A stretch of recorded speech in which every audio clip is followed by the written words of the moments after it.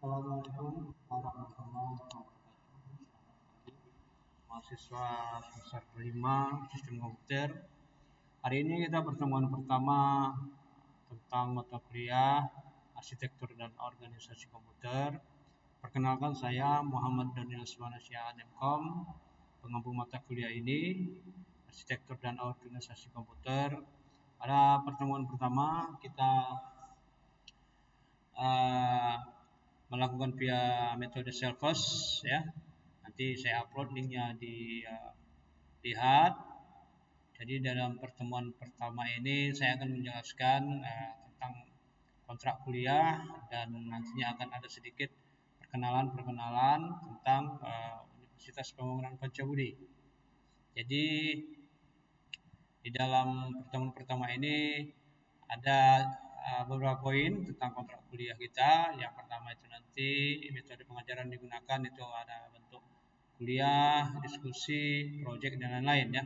Artinya bisa juga dengan metode self-host ya. Nanti bisa dilihat di link atau dilihat di atau di chat di kolom chatting yang ada di YouTube.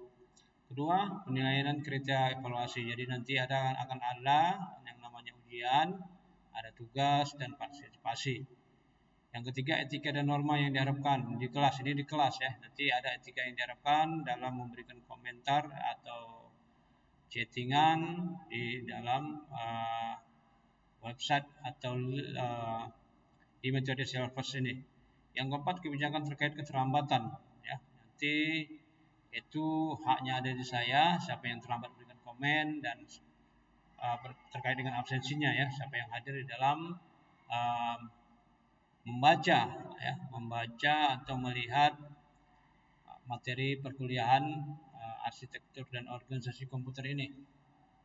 Nah, pertama sekali saya akan cerita tentang Universitas Pembangunan Pancabudi. Ini perkenalan ya. Jadi Universitas Pembangunan Pancabudi itu berdiri awal mulanya itu tahun 1956 dengan nama Akademi Metafisika ya, di bawah naungan Yayasan didirikan pada tanggal 27 November 1956 oleh Bapak Profesor Dr. Haji Qadruddin Yahya, seorang veteran militer dan cendekiawan ya, ahli di bidang fisika dan kimia, menguasai beberapa bahasa Inggris, Jerman dan Belanda, serta ahli di bidang ilmu filsafat spiritual.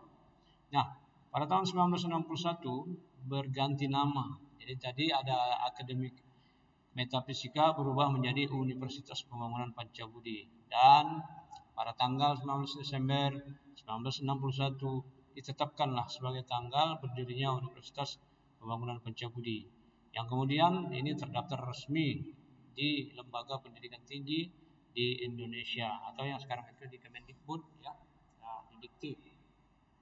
2013 mulailah ada sistem learning ya. Jadi learning ini belajar melalui website ya. Jadi dosen-dosen itu mengupload materi dan bahan ajarnya ya di website learning. Pembelajaran ini mulai beroperasi tahun 2013.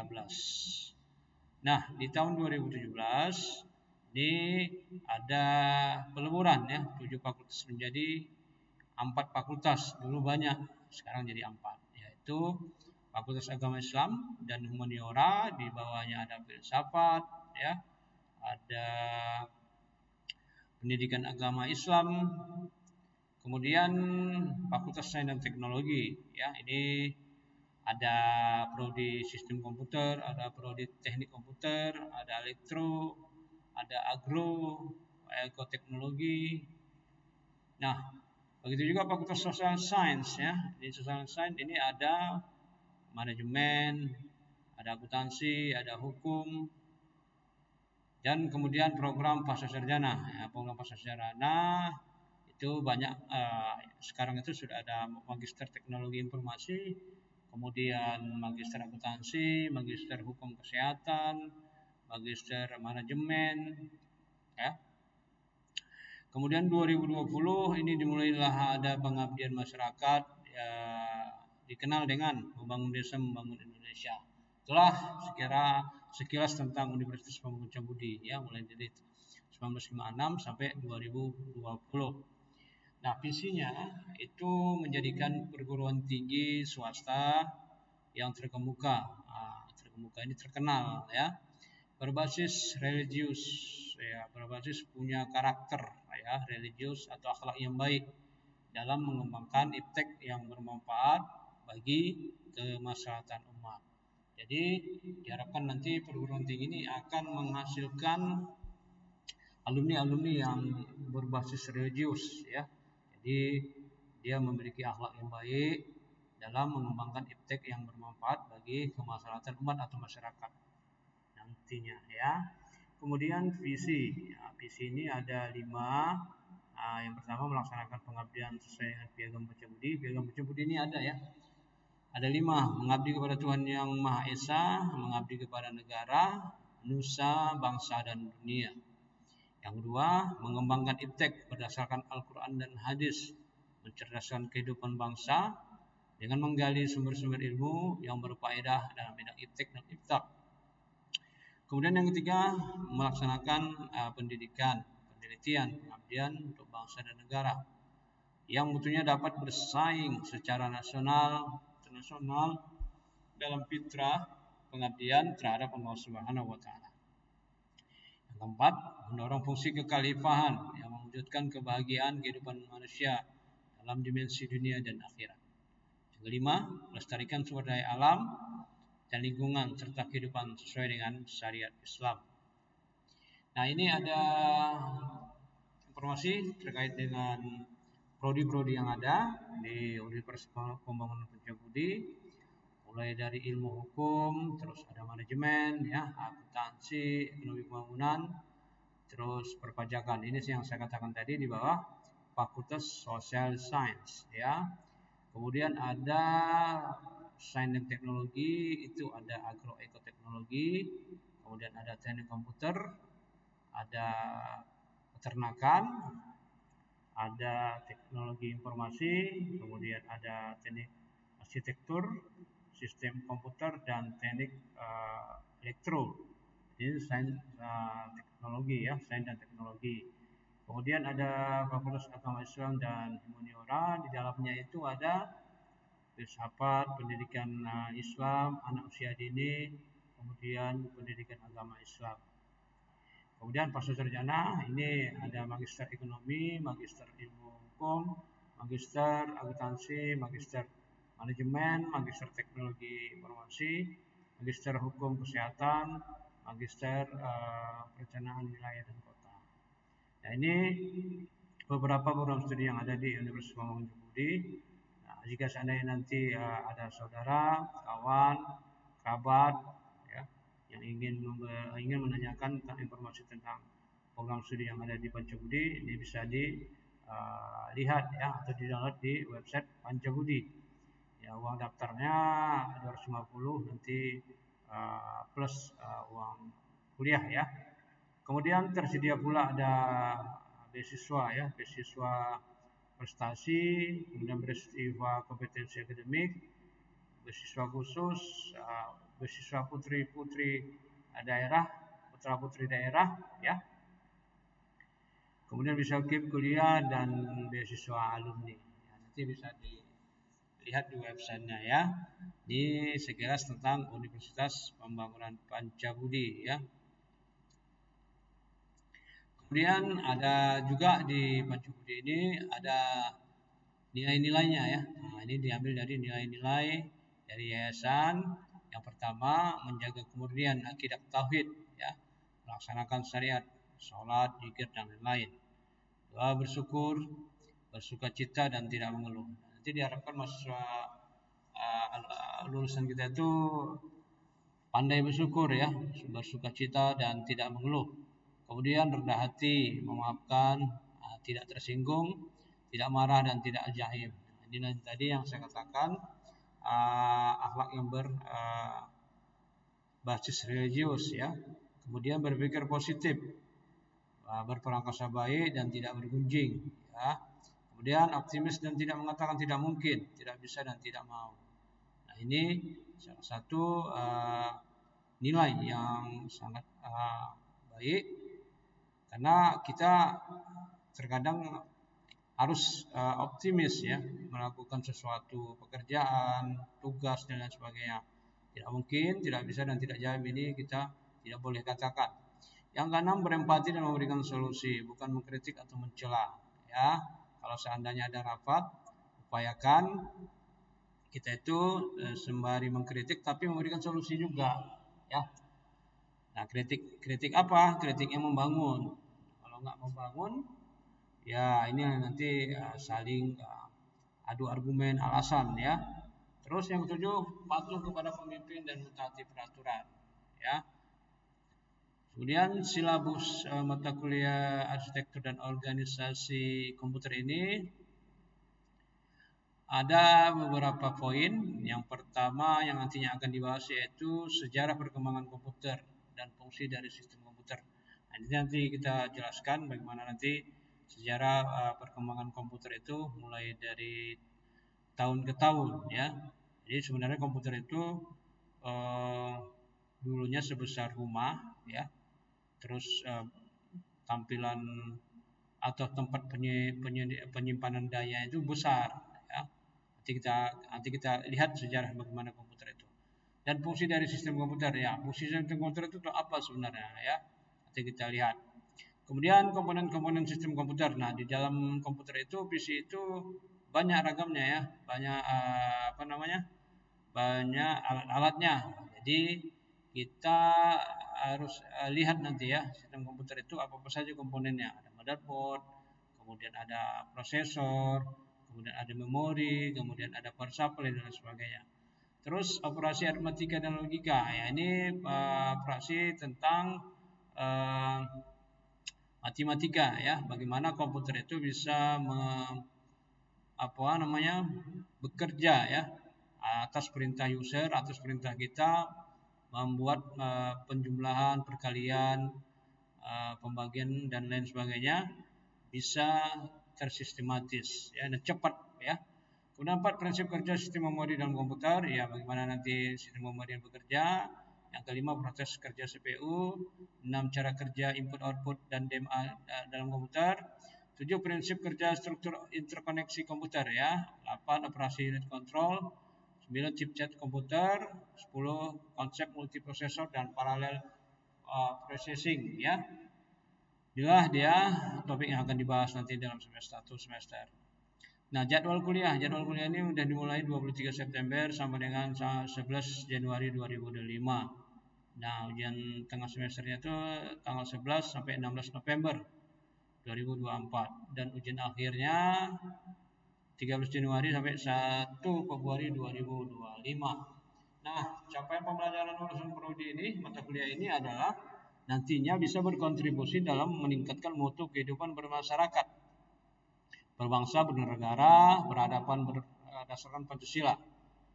Yang kedua, menunjukkan sikap bertanggung jawab atas pekerjaan di bidang keahliannya secara mandiri. Diharapkan jika nanti trouble-trouble di pekerjaan bisa menghadapi secara mandiri. Yang ketiga, mampu menerapkan pemikiran logis, kritis, sistematis, dan inovatif dalam konteks pengembangan atau implementasi ilmu pengetahuan dan teknologi yang memperhatikan dan menerapkan nilai humaniora yang sesuai dengan bidang keahliannya.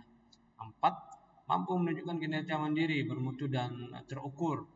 Dan kelima, mengembangkan sistem dengan cara melakukan perencanaan, ada analisis, ada desain, ada penerapan pengujian dan pemeliharaan sistem, menghasilkan solusi yang relevan, akurat, dan tepat sesuai dengan kebutuhan pengguna. Jadi nanti alumni dari capaian pembelajaran lulusan ini inilah ya kemampuan diharapkan bisa setelah mempelajari mata kuliah ini ya.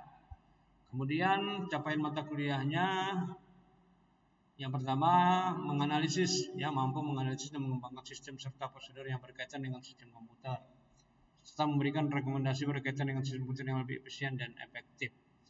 Jadi nanti mampu ketika kita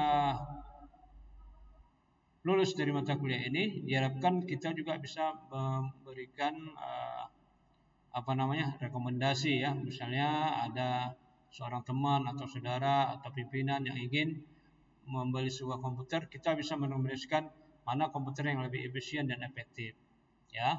Kita sudah tahu dengan model sekian kita beli komputer ini. Kalau perusahaan yang ingin misalnya di multimedia, komputernya seperti ini ya kan, untuk desain grafis komputernya seperti ini. Yang kedua, menerapkan konsep-konsep yang berkaitan dengan arsitektur dan organisasi komputer serta memanfaatkannya untuk menunjang aplikasi komputer. Jadi kita tahu ya spek kita beli komputer ini, aplikasi komputer yang harus diinstal di dalamnya itu versi berapa, kita bisa ukur. Karena kan sekarang komputer itu kalau diinstal ada ya sistem operasi saja ya sudah makan hard disk 5 GB ya kan, kapasitas 5 GB. Atau bahkan ada aplikasi-aplikasi yang lain itu kan sudah ada yang puluhan megabyte atau ratusan megabyte ya. Jadi perlu kita menilai apakah komputer yang kita beli ini mampu untuk menginstal aplikasi yang versinya cukup tinggi. Misalnya CorelDRAW ya, mungkin CorelDRAW udah ada yang versi 25 gitu kan. Kemudian SPSS ada versi yang lebih tinggi ya kan. Apalagi kira-kira banyak ya versi yang lebih tinggi ya. Kemudian mata kuliah ini dimasukkan untuk memberikan pengetahuan dan pemahaman tentang evolusi dan kinerja komputer dari generasi 1 sampai generasi 6. Terus struktur interkoneksinya, komponen-komponen yang dikenal dengan istilah sistem bus, memori terutama change, internal dan eksternal, memori modul saat input output, dan CPU sebagai bagian komponen komputer. Operating system support ya, komputer arithmetic nanti mampu memahami lebih dalam mengenai set instruksi seperti fungsi, karakteristik, format, teknik pengamatannya. Nah, setelah kuliah nanti ini mahasiswa diharapkan juga mampu memahami konsep dasar dari sebuah mekanisme, arsitektur dan organisasi komputer dari setiap generasi. Jadi tiap generasi itu berbeda-beda ya arsitekturnya dan organisasinya ya. Makin lama makin selalu dulu katakanlah ada Pentium ya, sekarang sudah Core ya. Jadi prosesor itu lebih cepat pembacaannya dalam suatu waktu. Nah, nanti ini sumber belajarnya, ini saya ambil dari buku Arsitektur dan Organisasi Komputer penerbit PT Pena Muda tahun 2023. Ya, jadi banyak penulisnya di sini. Nah, jadi nanti diharapkan mahasiswa itu dalam mempelajari mata kuliah arsitektur dan organisasi komputer itu pada intinya mahasiswa mampu memahami semua ya, walaupun nggak semua tapi sebagian kita tahu ternyata komputer itu bekerja berdasarkan perintah user, kemudian diolah di dalam sebuah prosesor menampilkan hasil di monitor ya, input proses output ya dengan kecepatan yang begitu tinggi ya, makanya kita waktu mengetik itu langsung ada tulisan di layar kita ya. Bayangkan perintah-perintah yang kita berikan kepada komputer itu satu di aplikasi. Bayangkan kalau kita seandainya buka aplikasi ada 10 ya, ada 10 aplikasi yang kita buka. Nah, ini kerja prosesor ini semakin cepat ya kan, apalagi memori. Nah, seperti itu. Jadi kita bisa mengetahui arsitektur komputer bagaimana yang harus kita beli atau kita ajukan ya kalau seandainya perusahaan atau pimpinan ingin membeli sebuah komputer PC atau laptop. Demikian ya penjelasan pertemuan pertama kita ini, semoga bermanfaat. Ini nanti saya share di YouTube, silakan dilihat, kemudian beri beri komentar ya, kalau ada yang like, kalau ada yang subscribe boleh di subscribe. Terima kasih mahasiswa Sistem Komputer semester 5 atas perhatiannya, dan nanti untuk bahan materi yang lainnya silahkan ya diklik di portalnya, terus lakukan ketentuan-ketentuan yang disahkan oleh biro ya. Kalau seandainya ada pertanyaan silahkan bisa di kolom chat, kemudian bisa WA ke saya. Demikian penjelasan untuk pertemuan pertama ini, semoga bertemu. pertemuan ini mendapatkan rahmat dari Allah Subhanahu wa taala.